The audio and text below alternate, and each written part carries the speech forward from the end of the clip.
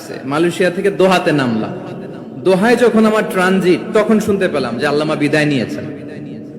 মুহূর্তের মধ্যেই মাসুদ সাইদি ভাইকে মেসেজ করলাম, উনি কোনো উত্তর দিতে পারলেন না। শরীরটা লিটারালি কাঁপছিল, নিজেকে মানাতে পারছিলাম না, বিশ্বাস করতে পারছিলাম না যে আসলে আল্লামা বিদায় নিয়েছেন। ইন দ্য মিন টাইম আমার সেকেন্ড ফ্লাইট দোহা টু নিউ ইয়র্ক, 12 ঘন্টার ফ্লাইটে উঠলাম।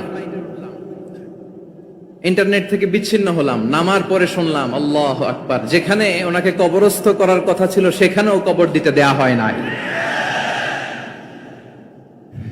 ছবিগুলো দেখতে লাগলাম, হাসি মাখা মুখ, হাসি মাখা নিথর দেহটা, মরণে হাসিবে তুমি কাঁদিবে ভুবন।